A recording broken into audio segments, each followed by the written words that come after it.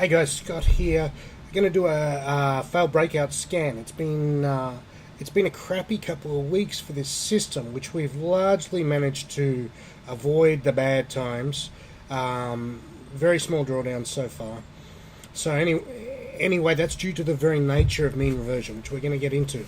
So I'm going to do it in a slightly different order today. I'm going to start with Euro USD, which is the most important one, and we're going to look.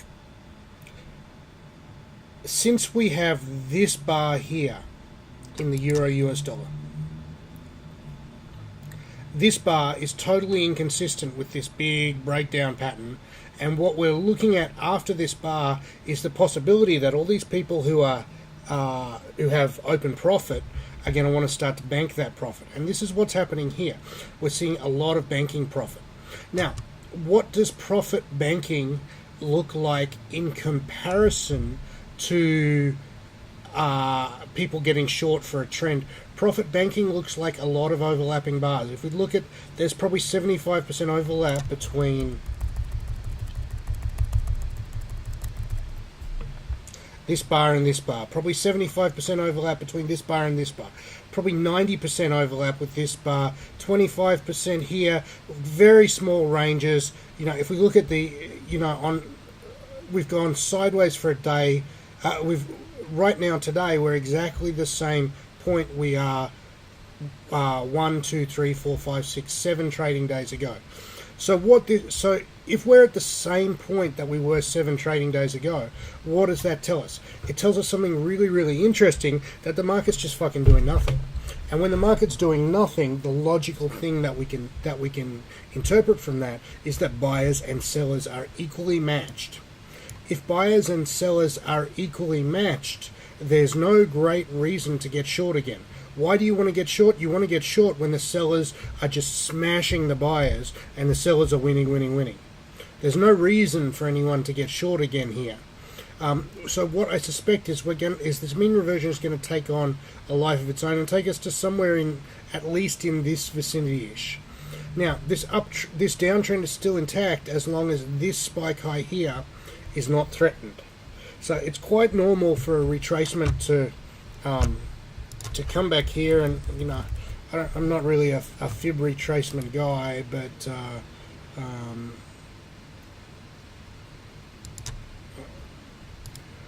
let me put a fib retracement on this bad boy, and we'll see where we're at. Fib retracement. Alright.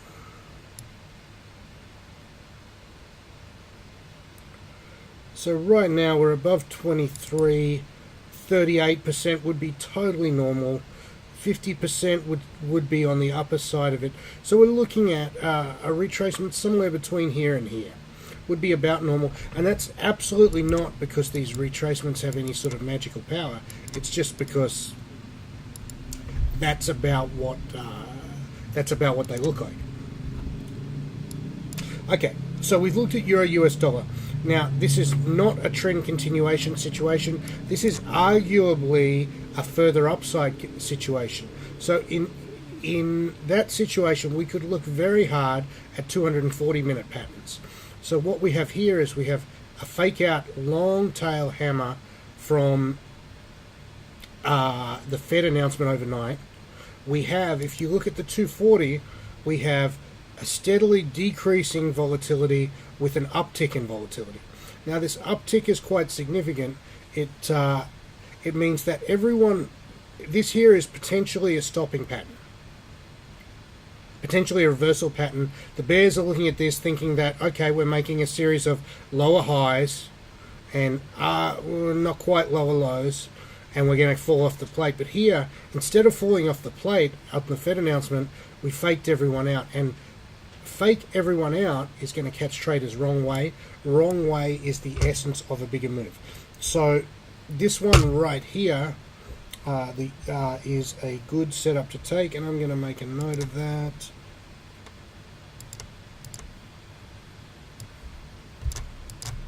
Euro USD 240 long. That's a nice setup for today. Okay, let's start at the top now. AUD CAD, this cannot be a setup, it's inside the moving averages. AUD CHF,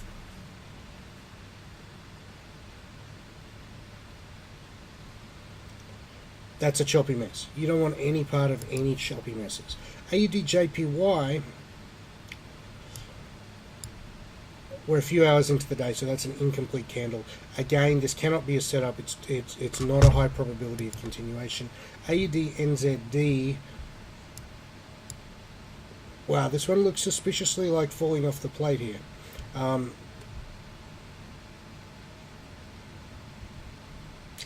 would not take that. AUD USD.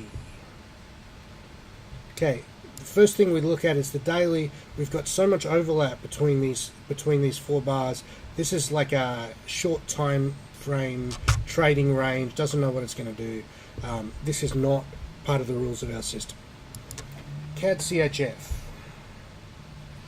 Again, we're going down, but in a decreasing volatility kind of way. This is one I would be extremely cautious of and suspect that it might paint a short squeeze. Don't want any part of that. CHF JPY, not bad. Not bad. Too much pullback in the 240, and this is a choppy mess. No, this is standard side. Euro AUD, again, we're still in mean reversion, so you can see what happens while we're in mean reversion mode is that the long setups off pullbacks, this is a retest off this low, become decent setups. Pullback, high, low, get long here, stop here. So these become good setups if you're around to notice them, which I'm not often.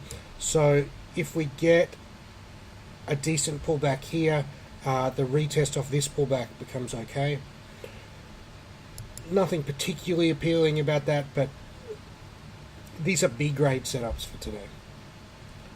Okay, so here we don't have a downtrend on the daily. We've got this all crossed up. Do we have a retest, significant high, lower close, higher close?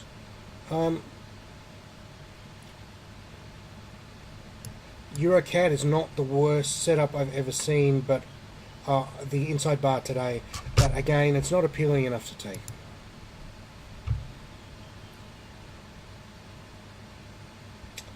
EURCHF is next. Same thing. This looks like a short squeeze about to happen. I'd be more inclined to take this from the long side. And EuroCHF, that's quite a nice hammer. That was a nice hammer. You could place your stop here, here, or here, depending on how risk averse you are. EURCHF 240.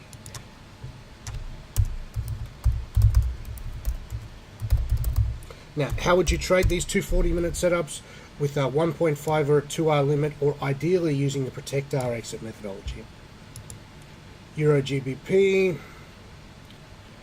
Okay, this is a choppy mess, but it looks like it might eventually break out.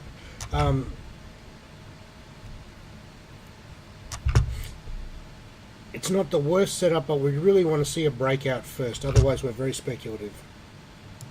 Euro JPY. Same thing. This looks like more mean reversion still in play. We're a bit late in the game and a bit low volatility to really be playing here. Once volatility gets very low, you start to become suspicious of reversal. Euro NZD. Again, that's nothing. Look at all this overlap between here. Not what we want to play. Euro USD we've already done. GBP AUD. Again, this looks like more mean reversion. You could potentially trade this to the long side on the 240 or the 60, but you're stretching things. GBP CHF, again, this is literally nothing. Looks like it's going to squeeze. GBP JPY.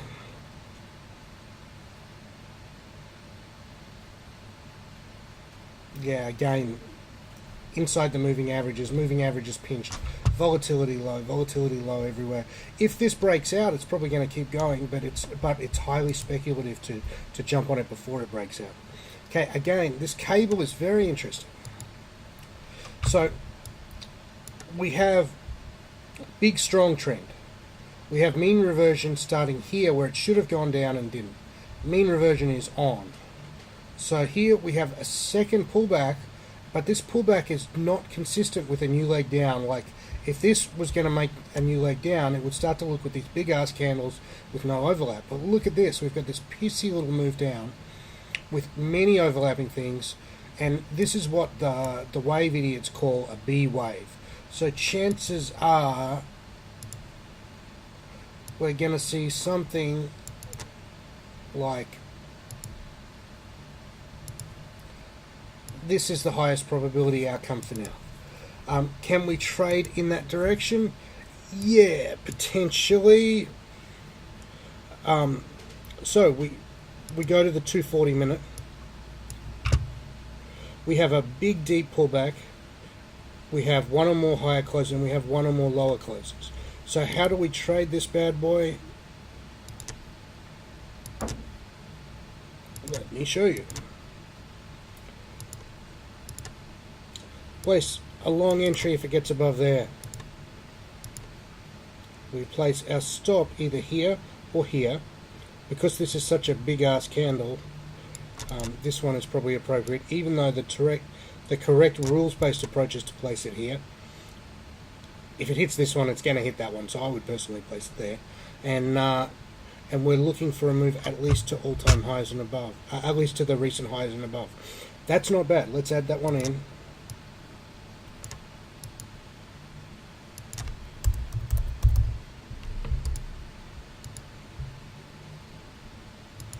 NZDJPY.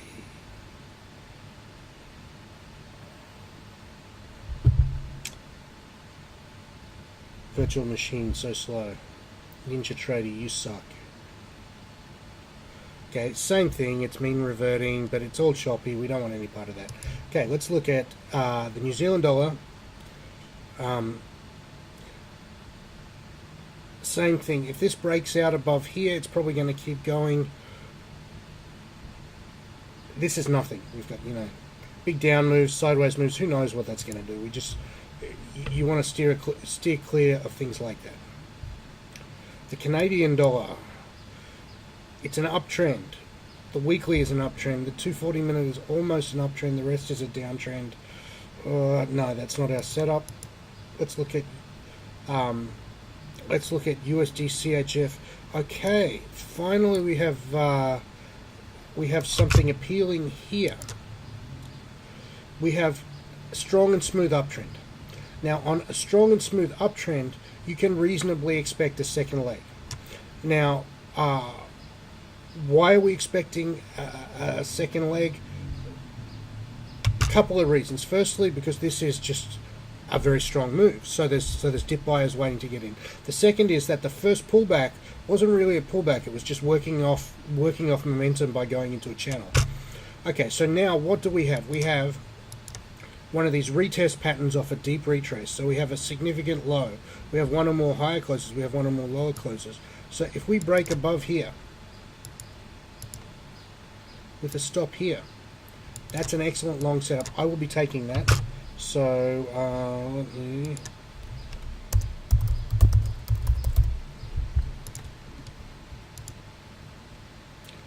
last one, USD JPY.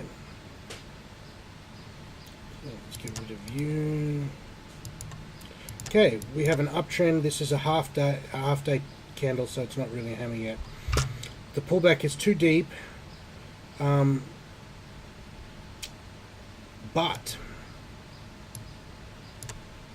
look at you. We have a deep pullback, and then we have a retest off the lows, which we've just missed this last hour. I would place a limit order to get long here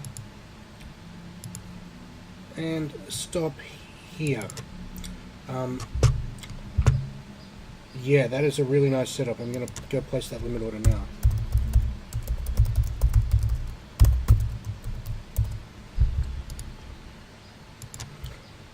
Let's just look at what it's been doing lately.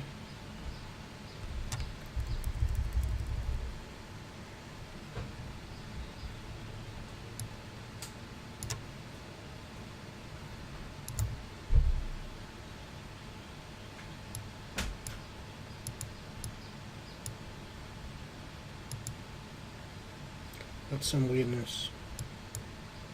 Still looks good. Still looks good. Okay. So the conclusion for today is that we have no decent failed breakout setups, but we have some 240-minute setups, which are objectively B-grade setups. We have a nice setup on USD-CHF on the daily, and we have a setup popping off right now on USD-JPY. Okay, guys, hope you enjoyed that.